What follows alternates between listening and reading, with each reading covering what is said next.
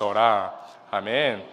오늘도 이 자리 가운데 말씀과 예배를 사모하는 마음으로 나아오신 수원하산교회 모든 성도 여러분들을 주님의 이름으로 환영합니다.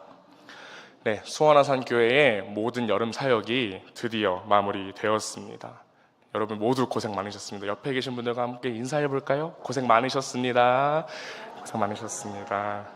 네, 정말 저에게도 은혜의 시간이었던 것 같습니다. 저뿐만이 아니라 각 부서를 섬기시는 모든 교역자분들, 그리고 선생님들, 또 제가 특별히 감사한 분들은 식당에서 섬겨주셨던 분들이세요. 저희 김영미 선생님과 더불어서 정말 많으신 분들이 저희 교회 식당, 그리고 그 수련회를 진행하고 있는 그곳 장소들의 식당에서 정말 많이 고생해 주셨습니다. 그리고 저희 사역 시작하는 그 순간부터 지금까지 계속해서 기도로 동역해 주실 저희 모든 수원하산교회 저희 성도 여러분들께도 이 자리를 통해서 감사하다는 말씀 꼭 드리고 싶었습니다. 여러분에게 이번 여름은 어떤 시간이었나요? 저에게 이번 여름은 굉장히 좀 육체적으로는 많이 힘들었던 시간인 것 같습니다. 조금 선교 가서 제가 더위를 먹기도 했거든요. 제가 첫날부터 더위를 먹어가지고 담임 목사님하고 또 같이 갔던 교역자분들, 또 같이 갔던 성도님들께 조금 걱정을 끼쳐드리기도 했었어요. 그래서 정말 체력이 부족하구나, 더 열심히 운동해야겠다라는 생각을 하기도 했고요. 또 이런저런 제게는 참 준비돼야 될 것이 정말 많구나, 내가 아직 너무나 부족하구나, 이런 제가 단련해야 될 부분들을 느낄 수 있는, 깨달을 수 있는 시간이었습니다. 그러면서도 한편으로는 이 부족한 윤준열이라는 사람을 하나님께서 하나님의 능력으로 채우시고 그 부족한 부분을 통하여서 하나님을 드러내심으로 하나님의 일하심을 저에게, 그리고 저와 함께 하시는 모든 분들에게 보여주시는, 한편으로 저에게 은혜의 시간이 아니었나라는 생각을 해봅니다. 저희 오늘 본문에 등장했던 다윗에게도 이런 시간이 있었습니다. 다윗은 이스라엘의 왕이 될 사람이었어요. 진작에 기름 부음을 받고 정말 잘못된 왕이었던 사울 왕의 뒤를 이어서 이스라엘의 참된 왕으로 세워질 사람이었습니다. 하지만 다윗은 그 어린 시절의 왕이 되기에는 조금은 부족했습니다. 그래서 하나님께서는 다윗을 이곳 저곳에 보내셔서 또 쫓기는 신세가 되게 하셔서 연단하게 하시고 또 힘들게 하시는 동시에 다윗이 왕이 될 수 있는, 정말 하나님의 올바른 왕이 될 수 있는, 이스라엘의 왕이 될 수 있는 그런 은혜, 내가 부족하지만 하나님의 은혜를 통해서 내가 이 자리에 설 수 있겠구나라는 그런 연단의 시간을 또한 보낼 수 있었습니다. 그런 오랜 시간을 거쳐서 역대상 11장에 이르러서야 다윗은 드디어 이스라엘의 왕이 되었습니다. 다윗이 이스라엘의 왕이 되었을 때 얼마나 많이 기대했을까요? 사람들은 물론이고 다윗 자신도 이 이스라엘에서 어떤 일을 내가 할 수 있을까? 내가 하나님을 위해서 무엇을 할 수 있을까? 굉장히 기대하는 마음으로 이 대관식에 참여했을 것입니다. 그리고 오늘 저희가 함께 읽은 역대상 13장은 이 대관식을 거친 다윗이 왕이 된 직후에 어떤 일을 했는가를 보여주는 본문입니다. 네, 사실은 방금 제가 드린 설명은 조금 잘못된 설명입니다. 왜냐하면 이 역대상이라는 성경은요, 이 조금 역사적인 사실을 순서대로 써놓은 성경은 아니기 때문입니다.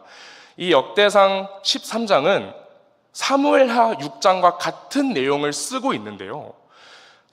그러면 사무엘하 6장이 있으니까 사무엘하 5장도 있겠죠? 근데 사무엘하 5장의 내용은 역대상 14장에 나와 있습니다. 네, 그러니까 이 역대상을 집필한 이 저자가 의도적으로 이 역사의 순서를 바꾸어 놓았다는 것입니다.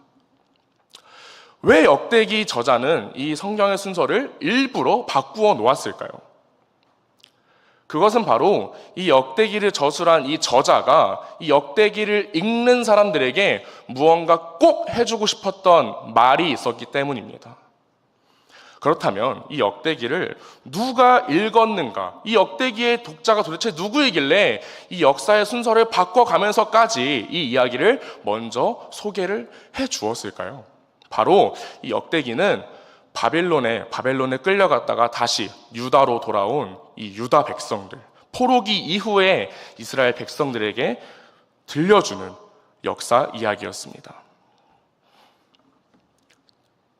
이 쫓기는 시기의 이후에 왕이 된 다윗, 그리고 포로기 이후에 이스라엘로 돌아온 유다 백성들, 이 둘에게는 이제 다시 무언가를 할 수 있겠다라는 공통점이 있었습니다.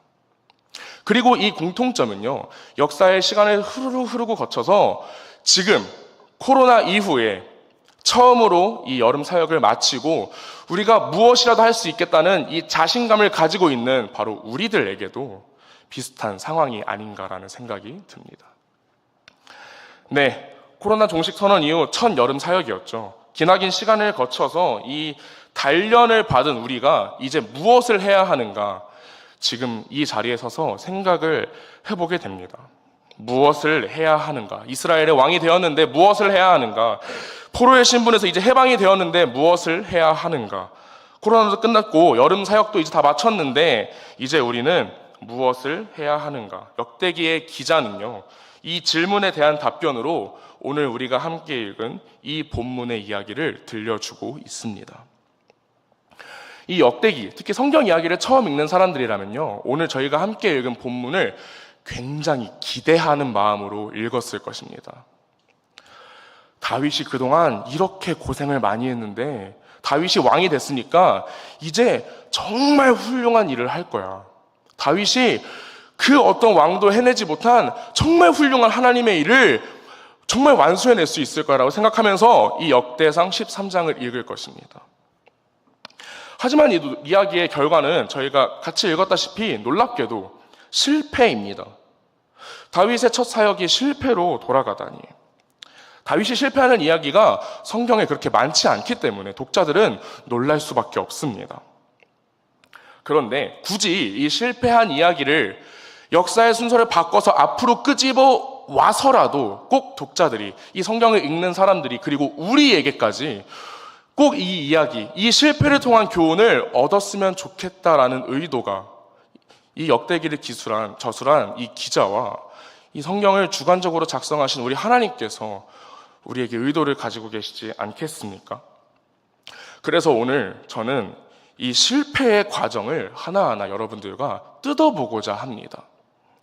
이를 통해서 이제 새로운 시대로 나아가는 우리의 첫 걸음, 우리의 첫 도약은 다윗의 이 실패와 같지 않게 어떻게 해야 하나님 앞에서 옳은 선택을 할 수 있을까를 함께 나누며 고민하는 오늘 이 시간이 되었으면 좋겠습니다.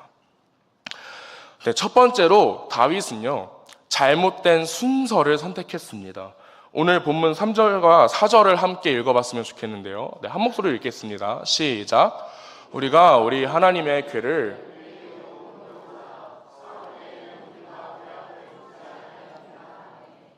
백성의 눈이 이 일을 좋게 여김으로 온 회중이 그대로 행하라. 아멘. 네, 다윗은요, 하나님의 뜻을 구하는 것을 중요하게 생각했습니다. 사울이 뜻을 구하지 않았기 때문에 나는 구해야겠어, 이런 정치적인 이유가 아니라요, 다윗은 원래 하나님을 사랑하고 하나님의 뜻을 구하던 사람이었습니다. 그래서 다윗은 하나님의 뜻을 우리가 구하기 위해 하나님의 궤를 우리에게 옮겨오자라고 이야기하고 있습니다. 근데 우리가 방금 읽었던 3절과 4절, 그리고 아까 우리가 그 전에 말씀 나누기 전에 먼저 읽었던 1절부터 4절까지를 다시 한번 돌아보아도요, 다윗이 이 하나님의 궤를 옮기는 과정에 있어서 하나님께 묻지 않았음을 발견하게 됩니다. 네, 본문이 다윗이 하나님의 뜻을 구하기 위해 하나님의 궤를 옮겨오자고 제안을 했다라고 하는데요, 저희가 알고 있는 다윗이 이 하나님의 궤가 있어야만 하나님의 뜻을 구할 수 있는 사람이었나요? 아닙니다. 다윗은 언제나 어디서나, 심지어는 성전에 있지 못하더라도 다윗은요, 하나님께 기도하고 그 뜻을 묻던 사람이었습니다. 하지만 무슨 이유였는지 다윗은 이번엔 하나님의 뜻을 구하지 않고요, 하나님의 궤를 옮기자는 계획을 백부장들과 천부장들 그리고 백성들과 논의를 하여서 이 계획을 수립하게 됩니다. 여러분, 하나님의 일을 하면서 굉장히 중요한 것 중에 하나가 바로 순서라고 저는 생각합니다. 역대기를 저술한 이 저자는요, 바벨론에서 돌아온 유다 백성들 또한 이 순서를 지켜야 한다라는 이야기를 해주고 싶었던 것 같습니다. 마치 나는 이제 이스라엘의 왕이 되었으니까 하나님의 궤를 옮겨와야겠어, 이렇게 이야기한 다윗처럼 유다의 땅에 우리가 드디어 돌아왔으니까 이제 우리 할 게 너무 많아, 어서 움직여야 돼, 이렇게 행동으로 먼저 옮기는 실수를 범하지 않을까. 하나님께 구하는 것이 먼저인데 이 순서를 헷갈려서 바꾸는 이런 실수, 잘못을 저지르지 않을까 하는 걱정이 저는 이 역대상 13장에서 좀 보였습니다. 그렇게 행동으로 먼저 옮기면요, 하나님의 뜻을 구하지 않고 우리가 먼저 행동을 하게 되면요, 실패할 수 있다는 것을 오늘 본문을 통해서 우리가 볼 수 있었습니다. 이런 실수는 굉장히 아이러니하게도 우리가 영적 훈련을 마친 뒤에 종종 발생하고는 합니다. 의욕이 넘쳐서 당장 행동에 옮기지 않고는 배길 수 없는 그런 때가 저에게도 있었던 것 같습니다. 하지만 우리는 기도해야 합니다. 하나님의 뜻을 구해야 합니다. 설령 하나님께서 우리에게 그 기도에 대한 응답을 주시지 않는다 하더라도 우리는 하나님의 뜻을 구하는 것을 우선적으로 생각해야 합니다. 네, 선교를 떠나기 전에 한 3개월 정도 선교 모임을 계속 진행을 했었어요.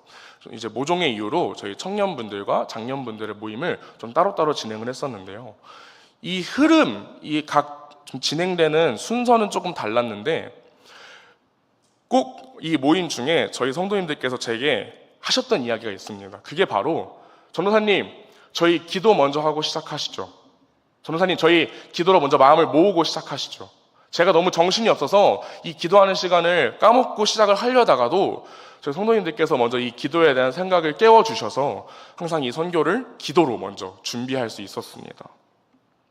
하나님의 일에 있어서 이 기도보다 우선되어야 할 것은 없습니다. 하나님을 위한 일을 있어서, 하나님을 위한 일을 하기 위해서 기도하는 순서를, 하나님의 뜻을 구하는 순서를 지킬 수 있는 우리 수원화산교회 모든 성도님들 되시기를 주님의 이름으로 소망합니다. 다윗의 두 번째 실수는 무엇일까요? 바로 잘못된 방법입니다. 본문 2절 하반절에서 다윗은 이 레위 사람들을 불러 모으는데요, 제가 읽겠습니다. 또 초원이 딸린 성읍에 사는 제사장들과 레위 사람에게 전령을 보내 그들을 우리에게로 모이게 하고. 아멘. 저는 이 2절 하반절을 읽고요, 고개를 끄덕였습니다. 왜냐하면 하나님의 궤를 옮기기 위해서는요, 이 레위 지파가 필요했습니다. 레위 지파 자손들이 필요했는데요, 특별히 필요했던 자손이 바로 고핫 자손입니다.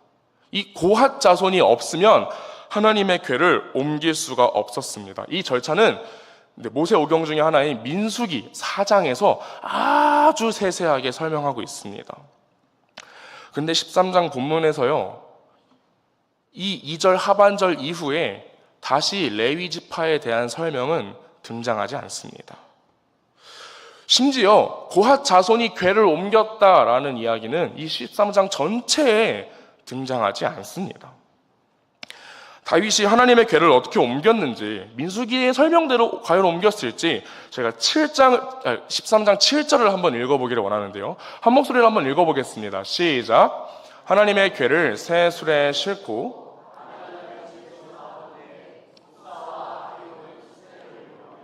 아멘.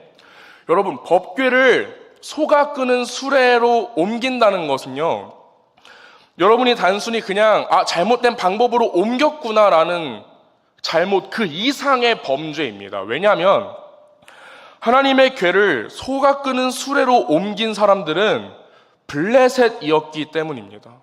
이방 민족, 이방 신을 따르는 사람들이 했던 방법을 이스라엘이 그대로 행한 것입니다. 이 우사는요, 누구냐면 이 우사는 레위 지파 후손이긴 한데 고핫 자손의 한 명이 아니라 므라리 자손 중에 한 명입니다. 이 하나님의 궤를 옮기는 역할을 부여받지 않았던 사람입니다.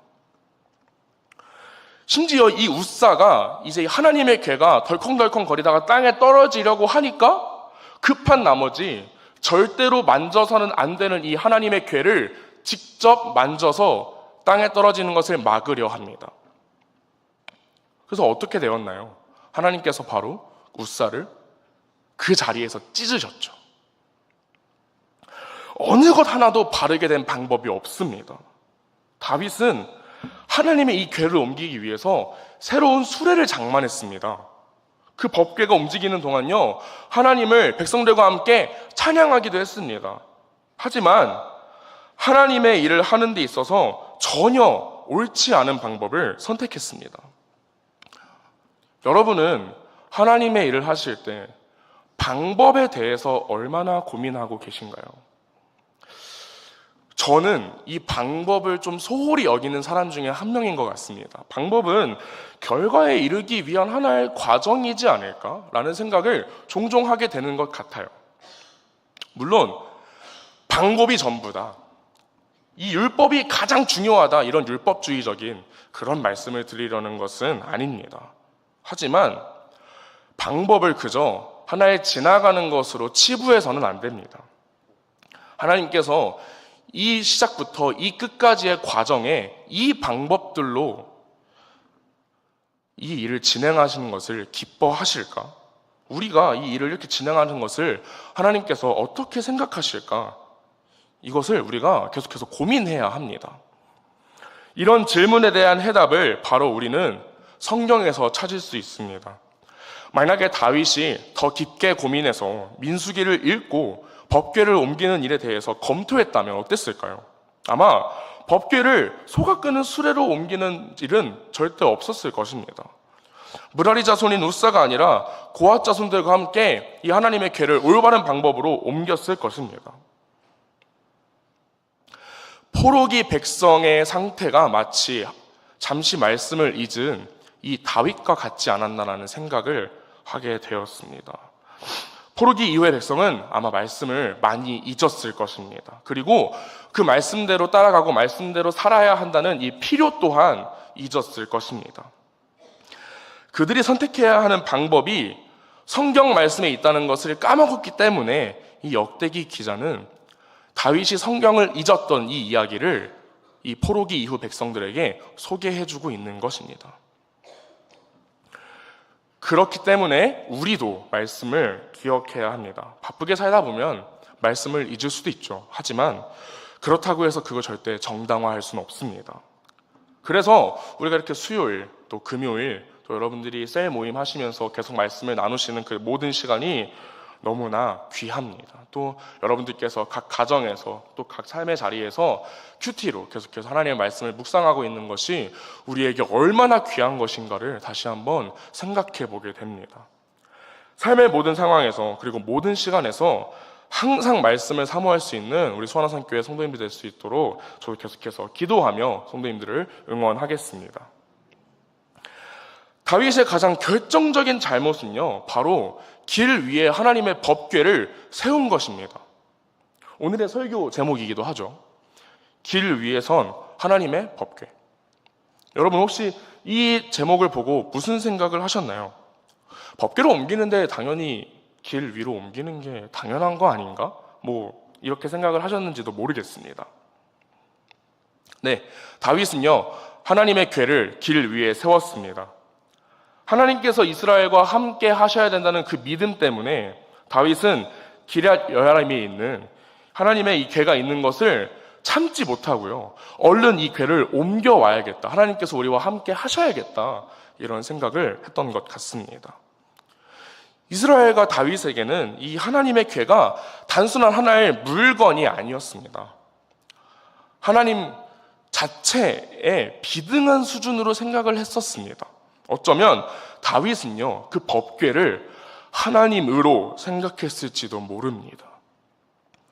다윗은 하나님의 길에 서고자 했겠지만 본의였든 그게 본의가 아니었든지 간에 다윗은 하나님을 자신의 생각과 자신의 길 위에 세웠습니다.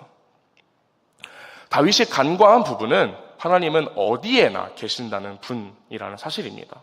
그 괴가 어디에 있든지, 기럇 여야림에 있든지, 아비나답의 집에 있든지, 혹은 오베데돔의 집에 있든지, 성전 안에 있든지, 다윗 성 안에 있든지, 하나님은 어디에나 계시다는 사실을 다윗은 간과하는 오해를 범했습니다.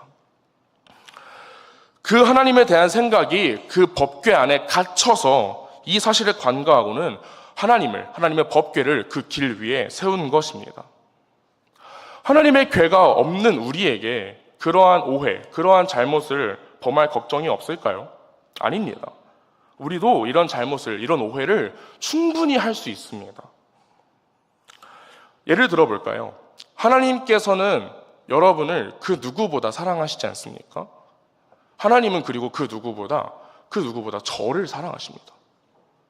근데 하나님께서 그 누구보다 저를 사랑하신다는 것만 생각하면 안 되지 않겠습니까? 저보다 여기 계신 성도님들을 덜 사랑하시는 분은 아니지 않습니까? 이런 오해, 하나님에 대한 오해를 가지고 있는 사람은 여러 가지 잘못을 범하게 될 수밖에 없습니다. 그렇기 때문에 우리는 하나님에 대한 오해를 풀어야 합니다. 어떻게 이 하나님에 대한 오해를 풀 수 있을까요? 그것은 바로 우리가 하나님의 성경을 제대로 읽고 또 제대로 우리가 해석함으로, 제대로 우리가 깨달음으로 해결할 수 있습니다. 이 성경이 바로 하나님에 대한 모든 이야기를 해주고 있습니다. 이 성경 이외에 하나님에 대한 이야기는요, 사실이 아닌 것들이 훨씬 많습니다. 교리나 신학, 또 여러 학자들의 저술로도 소개가 되고 풀어지기도 하지만 그것들 역시 이 성경을 토대로 한 여러 작품들 혹은 여러 저작일 뿐이고요. 이 성경을 읽지 않는다면, 이 성경의 기반으로 하지 않는다면 하나님에 대해서 오해할 수밖에 없습니다. 지난 5번의 담임 목사님 설교를 통해서 우리가 오직, 오대 솔라에 대해서 이야기를 들었는데요. 보통 이 오대 솔라를 이야기할 때 오직 성경을 마지막으로 이야기하진 않습니다. 왜냐하면 오직 성경을 맨 처음에 두는 분들이 훨씬 많아요. 그래서 그게 제일 중요하기 때문이겠죠. 하지만 담임 목사님께서는 이 오직 성경이라는 말을 가장 나중에 소개해 주셨습니다. 왜냐하면 오직 은혜, 오직 믿음, 오직 그리스도, 오직 하나님께 영광, 이 모든 것들이 성경을 통하지 않으면 할 수 없는 것들이기 때문에 우리에게 그것들을 기억하기 위해서 가장 마지막에 소개를 해주셨습니다. 또한 제가 지금까지 나눈 이 잘못된 순서를 해결하는 방법, 잘못된 방법을 해결하는 것, 그리고 하나님에 대한 오해를 푸는 것도요, 이 성경 안에 있습니다. 성경을 읽지 않고 상황을 보게 되면 그 상황에 맞춰서 하나님을 생각하게 됩니다. 하지만 성경을 읽으면서 그 상황을 보게 되면요, 하나님의 시선으로 그 상황을 보게 됩니다. 그래서 우리는 성경을 읽어야 합니다. 우리를 올바른 생각과 올바른 방법으로 이끌어가는 성경은 우리의 신앙에 있어서, 우리의 삶에 있어서 선택이 아닌 필수이기 때문입니다. 이 성경을 읽음으로 통해서 하나님을 내 길 위에 세우는 것이 아니라 하나님의 뜻과 하나님의 길 위에 바로 설 수 있는 저와 여러분이 되시기를 주님의 이름으로 소망합니다. 이제 23년도의 가을이 시작됩니다. 가을은요, 우리가 한 해 동안 고생한 것들을 거두는 시기이기도 하고요, 또 내년 24년도를 준비하는 시기이기도 합니다. 여러 가지 생각이, 또 여러 가지 계획이 각 부서, 또 우리 교회, 또 우리 개인의 삶 가운데에도 정말 온전하게 잘 세워져야 하는 시기입니다. 저도 이제 내년에 한 계획을 좀 세우고 있는데요. 저는 이 계획을 세우면서 이 또 말씀을 준비하면서 깨달았던 것이 이 성경을 읽으면서 계획을 세워야겠다라는 생각을 하게 되었습니다. 제 생각이 하나님보다 앞서지 않고 제 욕심이 하나님보다 앞서지 않아야겠다는 생각을 하게 되었습니다. 이런 결단이 우리 성도님들께도 있기를 소원합니다. 하나님의 길에 서서 우리의 모임이, 우리 공동체가 하나님을 알고 그 크신 하나님의 계획을 알며 그 계획 속에 여전히, 그리고 언제나 항상 우리를 사랑하시는 그리스도를 우리가 느낄 수 있도록 저도 항상 기도하면서 여러분들과 함께하는 남은 2023년이 되기를 주님의 이름으로 소망합니다.